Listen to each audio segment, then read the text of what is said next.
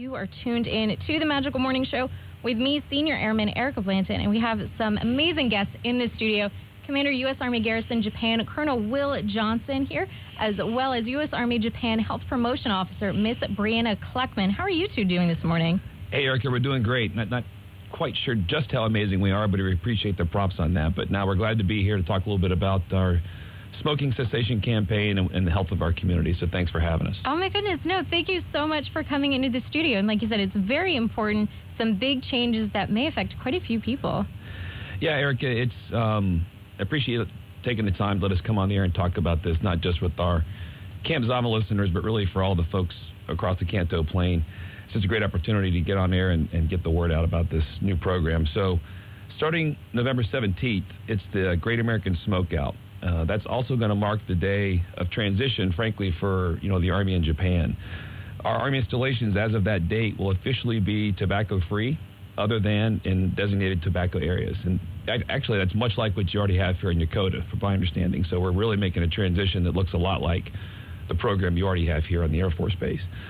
Tobacco affects, as people may or may not know, 26% of our population across Japan, and it doesn't only affect those who smoke, but also those who are exposed to the secondhand effects of that, children, family members, etc., who don't smoke.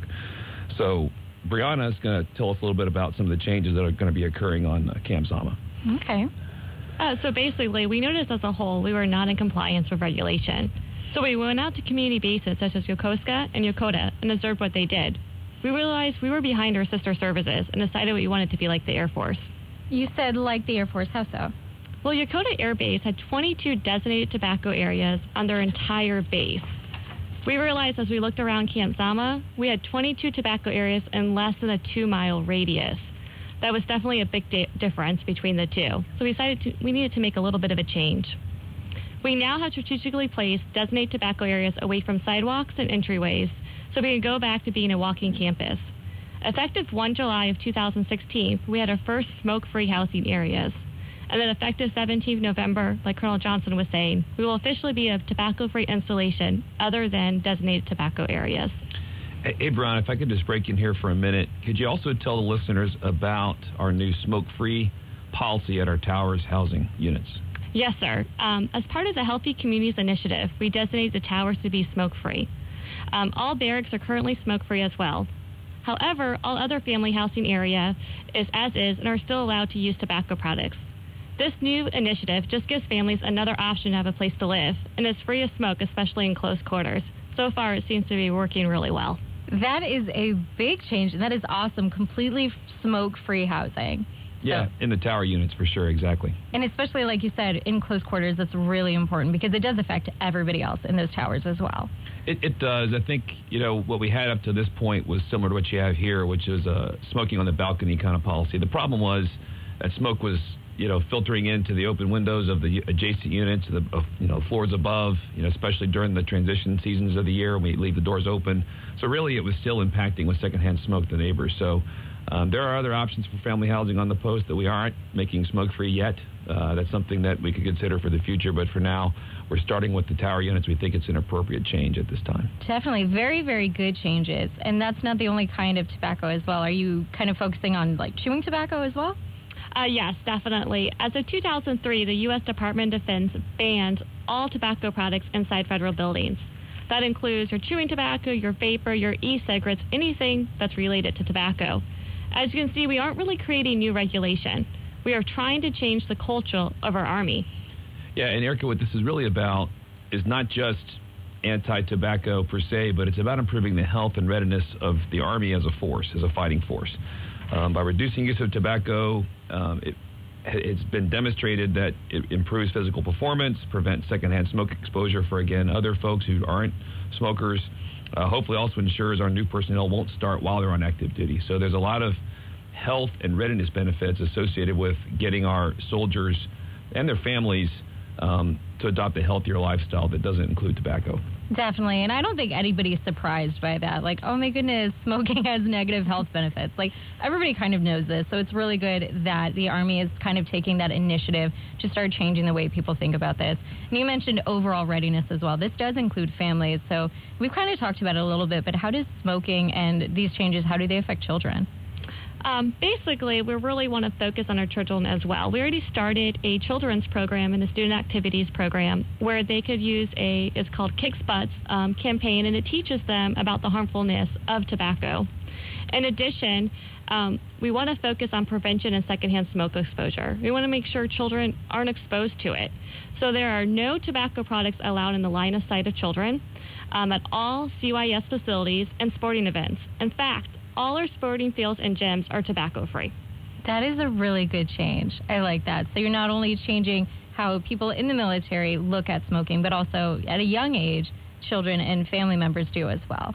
Yes, we thought that was very important to make sure our children, not only young children, our middle schools and high schoolers are educated on the process as well. Yes, they're very impressionable. So to kind of like change lanes a little bit, I know military vehicles, MWR rental kind of vehicles as well. We don't really think about smoking in those, but is this going to change it? What are the policies for that? Basically, the policies for that is it's prohibited 100% any tobacco products in all military vehicles. This includes aircraft. This includes official vans and buses.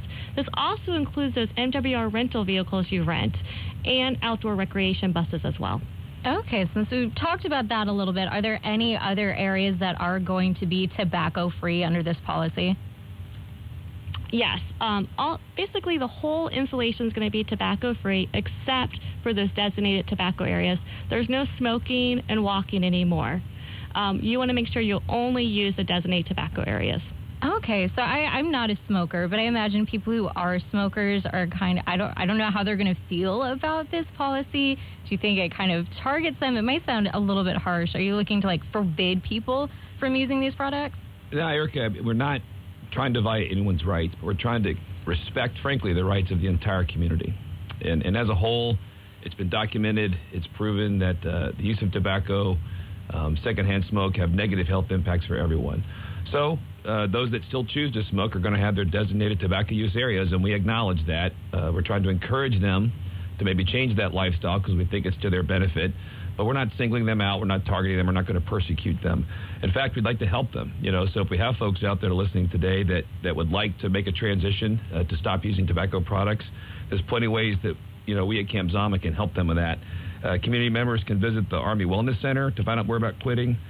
They can visit youcanquit.org as another great resource for those who want to quit. So there's any number, and that's just to mention a couple. There's a number of different smoking cessation programs and ways that those who want to stop using tobacco products can. I mean, frankly, just so the community out there knows, I was a tobacco user myself some years ago. I was a smokeless tobacco user. I did Copenhagen like crazy, multiple deployments to Afghanistan and Iraq, and I was able to quit.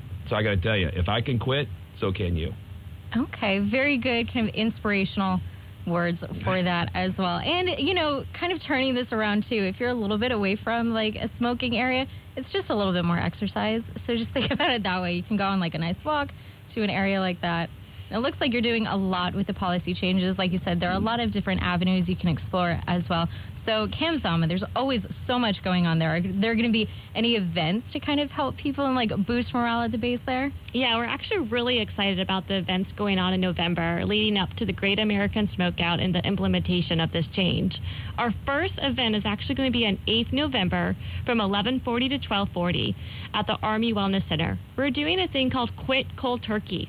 We're kind of doing a walk. And at that event, community members could actually learn about the different tobacco provision resources and win a free frozen turkey. So we're pretty excited about it. Oh, I like that play on the turkey trot. That's very funny. Well, and then we also, on November 1st, 8th, and 29th, from 12 to 1300 at the Army Wellness Center, we are offering some of those ready-to-quit classes. So again, as I mentioned before, lots of resources out there for those who want to make that transition, like I did some years ago.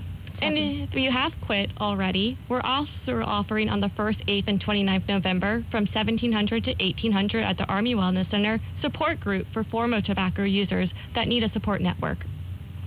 And then finally on 17 November, we're going to be at the Youth Center, the PX, and the dining facility handing out You Can Quit promotional items and flyers to really highlight the changes that are happening and kick off this Great American Smokeout.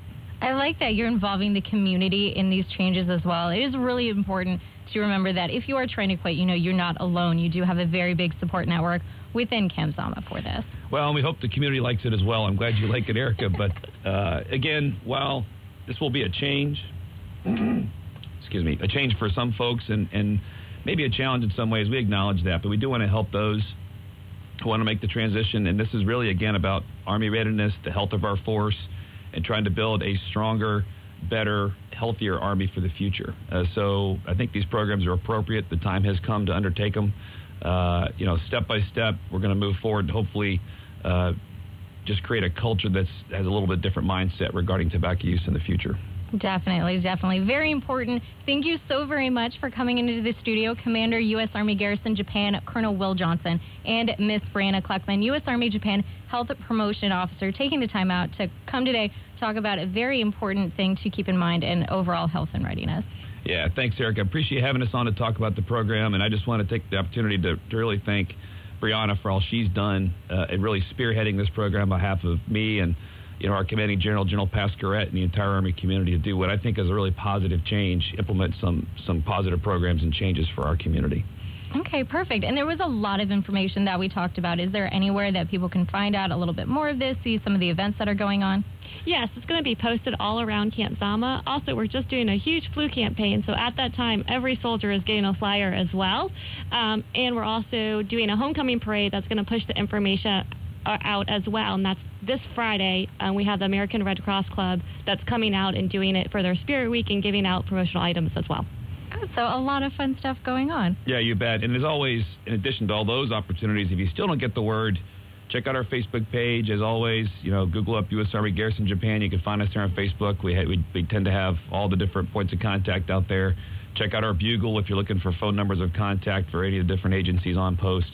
And as a final comment, if you don't mind, you can't help when we get on the radio to talk about this. Eric, we like to say every American an ambassador. The focus of our conversation today was about health benefits, but I just want to remind our listeners, going into the weekend here shortly, just be on your best behavior out there. We've really had an uptick in positive behaviors from my perspective in terms of how we've interacted with the Japanese community over the last couple of months after the earlier spring where we had some high-profile negative incidents. I just want to basically compliment all our listeners out there for doing a great job at representing the military, not just the Army, really well here in Japan, and keep it up. Just remember, every American an ambassador.